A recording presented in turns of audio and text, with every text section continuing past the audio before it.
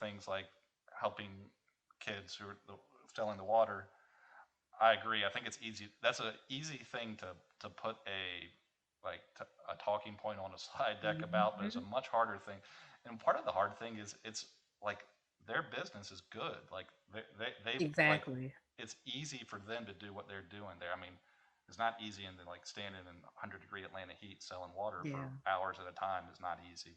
But like Mhm. getting to like up and running and doing that kind of stuff, The like startup cost is basically a case of water from Aldi for 2.99, right? yeah, you Mhm. gotta disrupt a really like well-oiled machine right there to start that. So like putting together like this hierarchical program that like people need to follow 50 rules and fill out, a 3-page web form and all this kind of stuff. Whatever that is, that's not going to be it. I think it has to be a more like bottom up approach. I don't know. Yeah. I'm not the person like I don't have like the community builder mindset understanding of Yeah. this. You know But I think what? it's something like that is a more likely scenario than like. You're on the right path because that's absolutely the way that it would have to happen.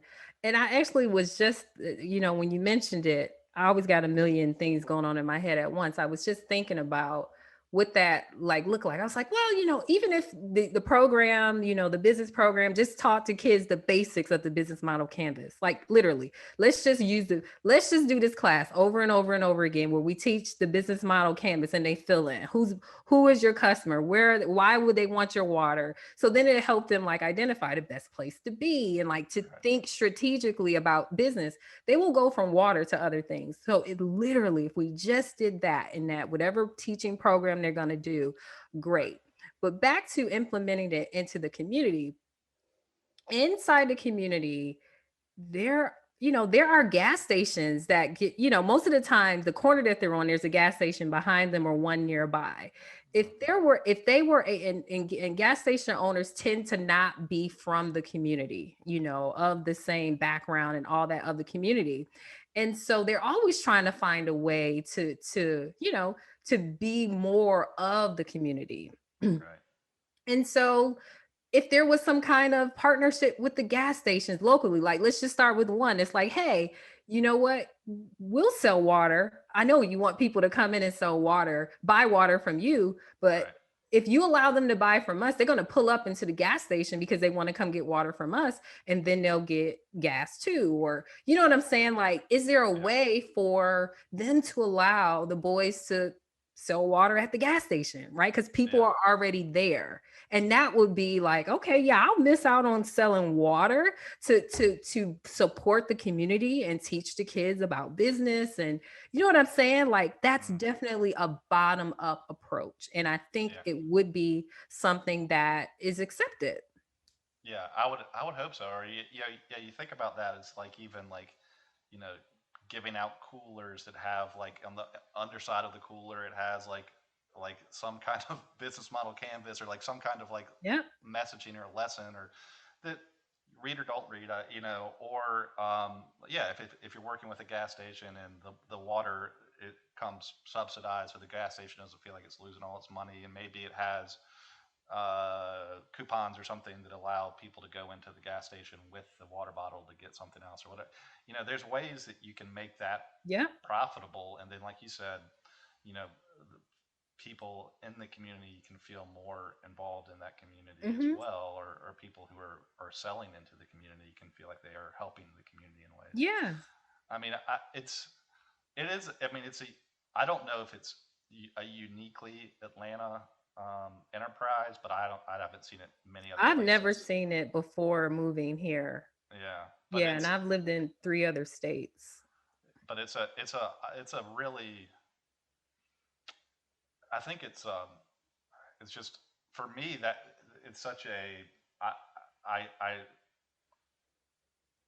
understand what they're doing is like I get the work that is, the hustle that is, Hmm. and it's just it seems like they have something in them that like has a level of work ethic and a level of entrepreneurial Hmm. spirit that can be Hmm. fostered, but like not doing it in a way that's like here's Adam from intrusive and Georgia yeah. Tech coming in to tell you how to do it, or you need to go No, buy you got to fish do it from in the the, community. yeah. You So got to go there. Yeah, you got to and again, back to the way how you started it, back to it occurring in the community. You need someone, not necessarily someone from that community, but someone of the community who gets it, right? right, And someone that they could like, be like, okay, I respect you. I don't know you like that, but I respect you. Because sometimes having someone from the community that's too tied into the community, let's say it's their neighbor or something, the same level of respect is not there. So they don't respect the guidance. right, And no, and then bringing them to Georgia Tech to talk about it is another extreme. You know what I'm saying? yeah, So I think, yeah, back to your point about it happening in a community, you can, if you develop the the partnership with the gas station, you can actually do it right there. hmm, You could yeah, teach them about the business of, the gas station and how that works. And even because they don't know that's how gas stations make money off of people coming in to buy stuff, not off the gas. You think yeah, those kids know that? No. sure, yeah, But that's teaching them those kind of things. And then before you do that, you already developed a partnership with of course, before you would do that, you would develop a conversation with the gas station owner. And let's say it's certain things that the kids have to do in order to be, on the shifts, for hmm, selling water there. And, and then, it's just like it puts structure in place, right? hmm, Um, I knew this guy who used to bag groceries in high school, and bagging of the groceries they actually didn't get paid for. How they got paid was in tips. hmm, So they would show up every day, and the way and this is why life experiences and talking to people and all that plays a part in entrepreneurship. Not having just a very vanilla monolithic experience or a group of people that so that's what kind of gave me the idea with the whole water bottle thing, because they they would bag groceries, but it was actually on a schedule at a specific grocery store that allowed them to come in. All right, your shift is from 1 to 3, and all the money you made during that shift was yours. You didn't have to count it with them. You didn't have to split it with them. But there were right, certain rules and protocols in place.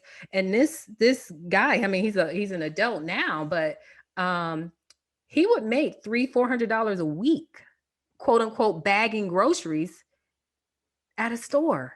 yeah.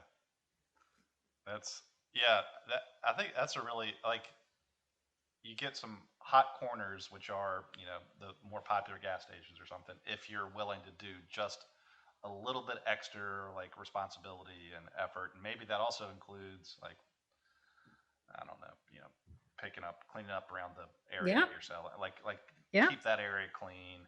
Hmm.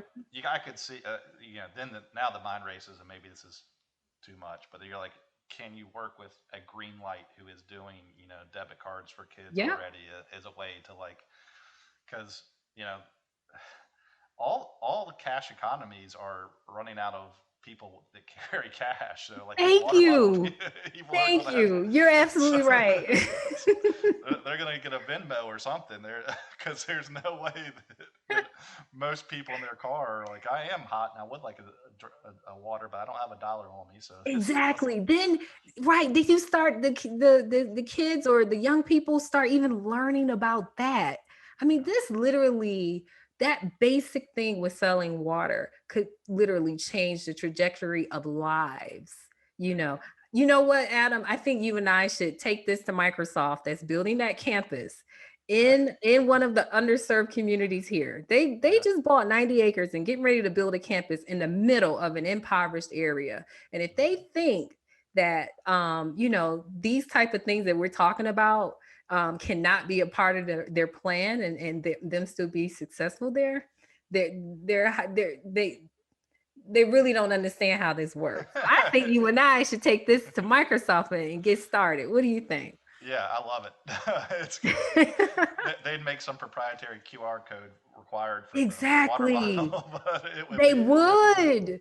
They it'd be the would. I mean, that's the kind of stuff that those kind of corporations do, to build up neighborhoods where they're building campuses. So yeah. I mean, yeah, they you know made a real effort to come to Atlanta as a like this is one of the reasons we're doing this is to yeah, be more diversified in our workforce.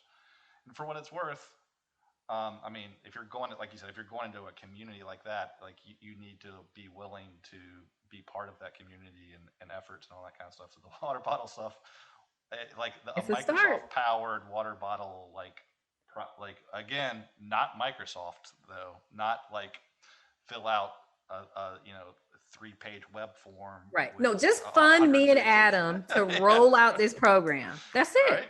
Yeah, Just fund us. But yeah. that's what entrepreneurs do. We come up with the ideas, we go get the funding, we execute.